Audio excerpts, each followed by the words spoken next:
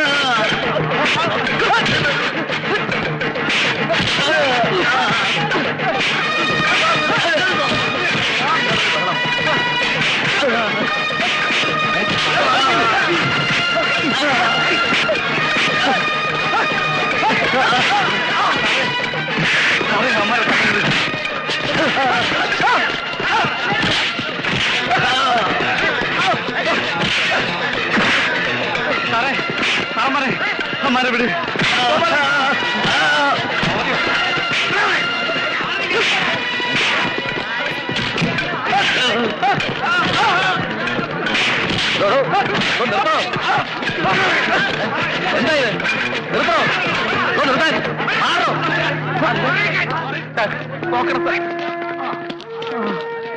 അടികൊണ്ട് വീണ ഒരു പോലീസുകാരനാ. അയാൾ ആശുപത്രിയിലേക്ക് കൊണ്ടുപോകാൻ നോക്കുന്നതിനിടയ്ക്ക് ഞങ്ങളെല്ലാവരും കൂടെ ഞങ്ങള് ഇങ്ങനെ തള്ളി ചവച്ച്.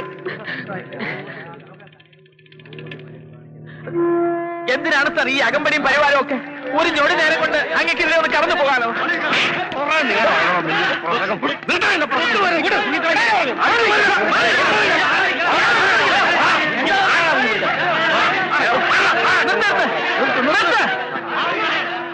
കണ്ടോളൂ സാർ, ജനങ്ങളാ വോട്ട് ചെയ്തെന്നൊരു മഹാപാപമേ ചെയ്തിട്ടുള്ളൂ. അതിന്റെ ശിക്ഷയായി അനുഭവിക്കുന്നത്. ഉത്സവം കാണാൻ തടിച്ചുകൂടിയതല്ല ഇവരാരും. തടഞ്ഞു നിർത്തിയതാ അങ്ങേക്ക് മിന്നൽ പോലെ പാഞ്ഞു പോകാൻ. ഞങ്ങൾ കരമടയ്ക്കുന്ന കാശ നിങ്ങളുടെ ഈ വാഹനങ്ങളുടെ വീലിന്റെ അകത്ത് സ്പ്രിങ്ങുമല്ല. എത്ര പിഞ്ചു കുഞ്ഞുങ്ങളാണ് നിങ്ങൾ എല്ലാവരും ചേർന്ന് ചതച്ചരച്ചിട്ടുള്ളത്.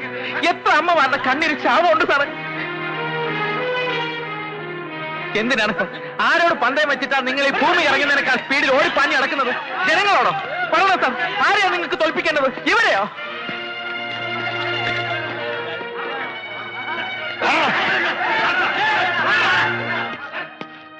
എടോ സദാനന്ദ, നന്നായിട്ട് കൊടുത്തല്ലോ അല്ലേ? ശരിക്കും കൊടുത്തു സാർ. ഇനി ഒന്നും ചെയ്യണ്ട. വെറുതെ നാളത്തെ പത്രത്തിൽ അടിച്ചു വരും. എവനൊക്കെ ചുമ്മാ അങ്ങ് പ്രശസ്തനാവും.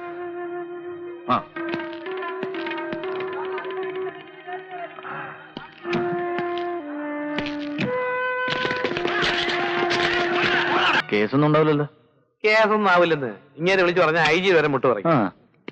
അല്ലെങ്കിൽ നീ നോക്കിയോ, ശങ്കരൻകുട്ടി നമസ്കാരം. തല്ലി ചതച്ചു കളഞ്ഞു അല്ലേ തെമ്മാടികള്. ആ സദാനന്ദന്റെ മൂത്തുപ്പാപ്പനെ വരെ തെറി വിളിച്ചിട്ടാ ഞാൻ പറഞ്ഞത് നിന്റെ പേര് കേസ് വേണ്ടാന്ന്. സമ്മതിച്ചു.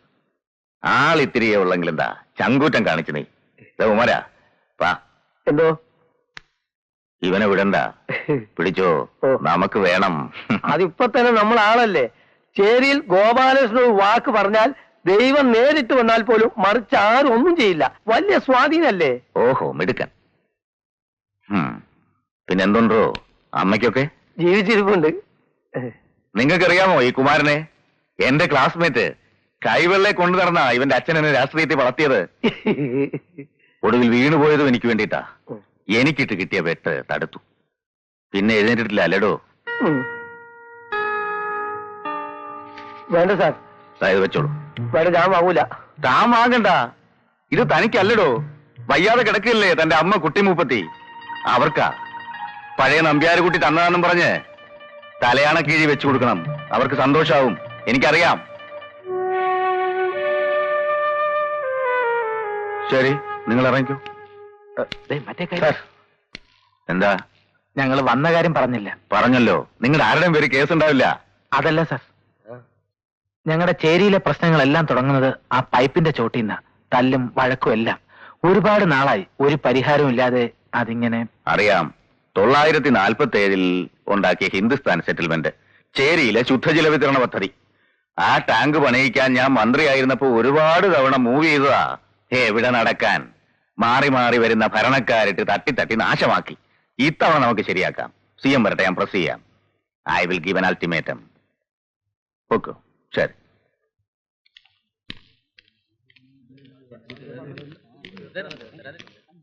ഒലക്കേടെ മൂട്. എടോ, അത് നടക്കും തോന്നുന്നുണ്ടോ തനിക്ക്? എന്നാ അത് നടക്കുകയല്ല.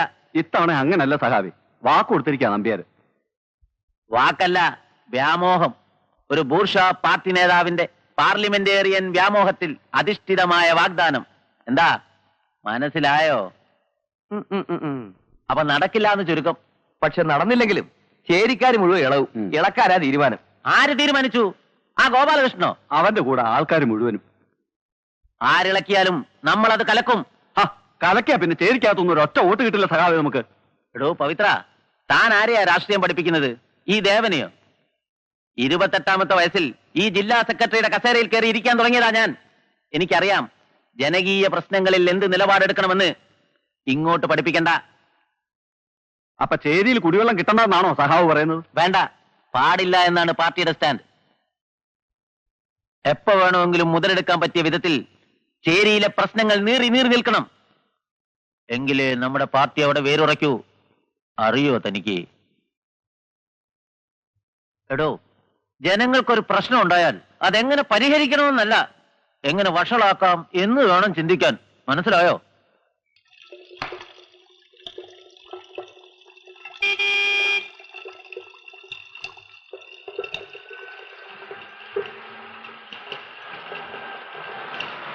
ഭഗവാനെ, ഇന്നെന്തെങ്കിലും സംഭവിക്കുമല്ലോ.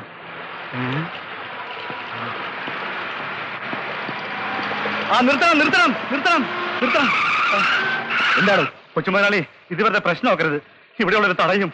തടയുന്നേ തടയട്ടെ, അപ്പൊ കാണാം. ഒരുത്തനും ഒന്നും ചെയ്യില്ല സാറേ, ധൈര്യമായിട്ട് നിന്നു. നോക്കിയിരിക്കാതെ വണ്ടിക്ക് സൈഡ് പറഞ്ഞു കൊടുക്കും. പോരട്ടെ പോരട്ടെ പോരട്ടെ പോരട്ടെ. അല്ലാന്ന് താൻ എന്ത് പോകരുത് കാണിക്കുന്നത്? ഇതുവഴി വണ്ടി ഇവിടെ തന്നോട് ആരാ പറഞ്ഞത്? എന്താ പ്രശ്നം? എന്താ പ്രശ്നം? നിങ്ങൾക്ക് അറിയോട് ഇതുവഴി വണ്ടി പോയില്ലാന്ന്? ഇത്തിരി മെനക്കെട്ടാ ചിലപ്പോ പോയെന്നിരിക്കും. അങ്ങനെ മെനക്കെടണ്ട, ഞങ്ങൾ തടയും. തടയുമല്ലേ? ഇറങ്ങി വേടാ.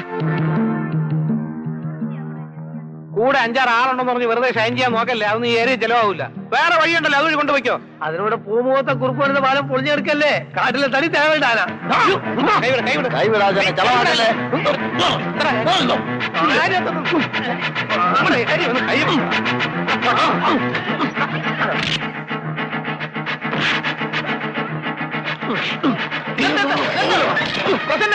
ഇത് മോശമാണ്. വെറുതെ ഉള്ള സ്നേഹം കളയരുത്.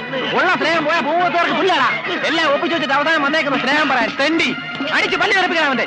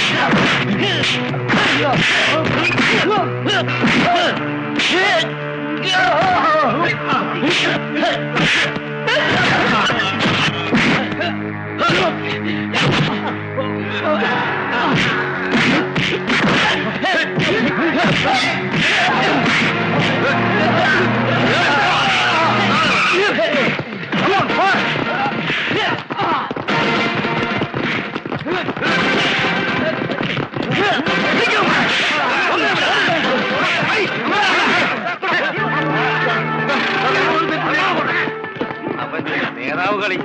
കുഞ്ഞുവെ ഫ്രഷാ നോക്ക, ഇവനെ ഞാൻ കൈകാര്യം ചെയ്തോളാം. ഇതെന്ത് അന്യായമാണ് സാർ? വണ്ടി കയറോ.